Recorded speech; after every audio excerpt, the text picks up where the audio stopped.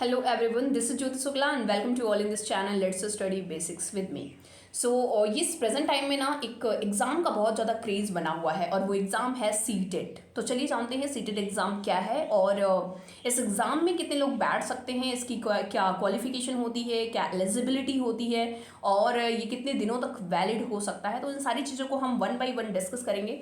तो जो सीटेट होता है उसका फुल फॉर्म होता है सेंट्रल टीचर एलिजिबिलिटी टेस्ट और ये एग्ज़ाम जो है वो करवाने का काम करता है सीबीएसई, जिसे आप सभी लोग जानते हो, central board secondary education, right. से सीबीएसई स्कूल का नाम तो आप लोगों ने सुना होगा ना। तो एक जो है सेंट्रल लेवल का ऑर्गेनाइजेशन जिसे सीटेट एग्ज़ाम कंडक्ट कराने का काम करता है। अब ये जो सीटेट होता है, नाम फुल फॉर्म तो आपने समझ लिया कि क्या है। ये टीचर की एलिजिबिलिटी टेस्ट है। तो अगर आपने इस एग्ज़ाम को क्वालिफाई कर लिया तो आप कहीं भी टीचिंग के लिए अप्लाई कर सकते हो। इस एग्ज़ाम को क्वालिफाई कर लेने का मतलब ये नहीं है कि आप टीचर बन जाओगे, ठीक है। बट हाँ, अगर आपके पास ये सर्टिफिकेट है तो आपके पास एलिजिबिलिटी हो जाती है कि आप कहीं पर भी टीचिंग के लिए अप्लाई कर सकते हो, चाहे वो गवर्नमेंट जॉब हो चाहे वो प्राइवेट जॉब हो। देखो प्रेजेंट टाइम में ना सिर्फ गवर्नमेंट जॉब बल्कि प्राइवेट जॉब में भी, अगर आप प्राइवेट स्कूल्स में अगर आप अप्लाई कर रहे हो टीचिंग के लिए तो वहाँ पर भी बहुत ज़रूरी हो जाता है सीटेट, ठीक है। सीटेट या फिर टेट किसी भी स्टेट का, ठीक है। लाइक आप यूपी में रहते हो तो यूपी टेट हो गया, आप एमपी में रहते हो तो एमपी टेट हो गया, बिहार में रहते हो बिहार टेट, ठीक है। तो ये अलग अलग स्टेट वाले अपना अपना टीचिंग एलिजिबिलिटी टेस्ट जो है वो कराते हैं। लेकिन ये जो सीटेट हो जाता है सेंट्रल टीचर एलिजिबिलिटी टेस्ट, ये ऑल ओवर इंडिया में किसी भी स्टेट में अगर आपको टीचिंग से रिलेटेड अप्लाई करना है तो वहाँ पर आप अप्लाई कर सकते हो। तो ये जो सीटेट हो गया, ये लगभग हर साल, पहले तो हर 6 महीने पर कंडक्ट होता था, लेकिन कोविड के टाइम से थोड़ा सा इसमें इरेगुलरिटीज़ आ गई। तो अभी प्रेजेंट टाइम में ये लास्ट ईयर हुआ था और इस बार लास्ट ईयर से ये ऑनलाइन मोड में एग्ज़ाम होने लगा है। पहले ये ऑफलाइन में होता था, ठीक है। और इसके साथ ही पहले अगर कोई भी इस एग्ज़ाम को क्वालिफाई करता था तो 7 ईयर तक ही वैलिडिटी होती थी, लेकिन प्रेजेंट टाइम में अभी ये अनलिमिटेड कर दिया गया है, ठीक है। It means life time. अगर आपने एक बार क्वालिफाई कर लिया तो आपका वो उस सर्टिफिकेट की जो वैलिडिटी होगी वो लाइफ टाइम होगी। तो अभी देखते हैं कि आगे क्या है इसका सिलेबस और कितने मार्क्स के क्वेश्चंस आते हैं, क्या क्राइटेरिया होती है, तो वो उन सारी चीज़ों को हम डिस्कस करेंगे। अच्छा, मैं क्यों बता रही हूँ सीटेट के बारे में, तो मैं ये बता दूँ कि मेरा टीचिंग में काफ़ी अच्छा खासा एक्सपीरियंस रहा है और मैंने सीटेट और यूपी टेट भी 2 बार हमने क्रैक किया है और काफ़ी अच्छे खासे मार्क्स से। तो होप आपकी हेल्प हो जाए इस वीडियो के थ्रू। और बहुत जल्दी हम सीटेट से रिलेटेड एक क्रैश कोर्स लाने वाले हैं, ठीक है, जो कि एकदम फ्री ऑफ कास्ट होगा। तो जितने भी लोग प्रिपरेशन कर रहे हैं उनके लिए काफ़ी बेनिफिशियल होगा। तो आप हमसे जुड़िए और ज़्यादा से ज़्यादा फ़ायदा भी उठाइए, ठीक है।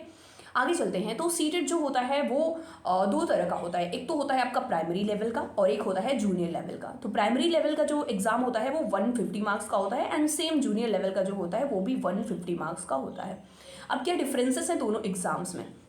तो जो सीटेट प्राइमरी लेवल का होता है उसमें होते हैं 5 सब्जेक्ट, ठीक है। उसी तरीके से जो जूनियर लेवल का होता है उसमें 4 सब्जेक्ट होते हैं। अगर हम देखें तो जूनियर लेवल में भी 5 सब्जेक्ट हो जाता है। उन चीज़ों को हम देखेंगे वन बाय वन। तो पहले हम प्राइमरी लेवल की बात कर लेते हैं। तो प्राइमरी लेवल में आपके 5 सब्जेक्ट हमने बोला, तो 5 सब्जेक्ट में कौन कौन सा हो जाएगा?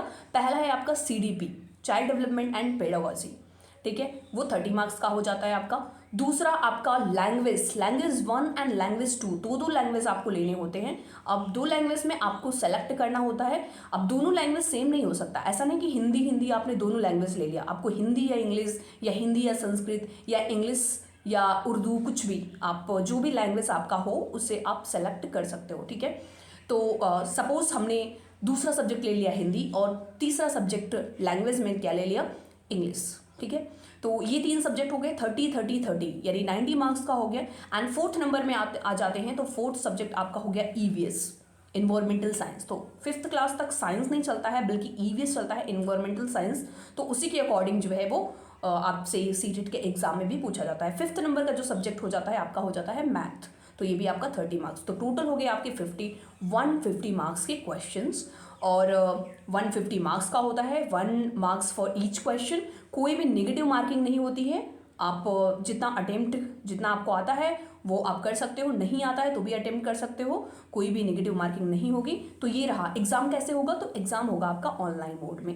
अब अगर हम अपर लेवल की यानी कि जूनियर लेवल के सिलेबस की बात कर ले और पैटर्न के बारे में बात कर ले, तो वहाँ पर भी हमने क्या बोला कि 150 मार्क्स का होता है। तो उसमें भी जो आपका फर्स्ट सब्जेक्ट हो जाएगा CDP, वही चाइल्ड डेवलपमेंट एंड पेडागोजी, दूसरा आपका हो जाएगा वही लैंग्वेज 1, दूसरा लैंग्वेज 2। तो लैंग्वेज 1 लैंग्वेज 2 में वही सिमिलरिटीज, मतलब आप कोई भी सब्जेक्ट ले सकते हो, हिंदी इंग्लिश, हिंदी संस्कृत, ठीक है, उर्दू, कुछ भी।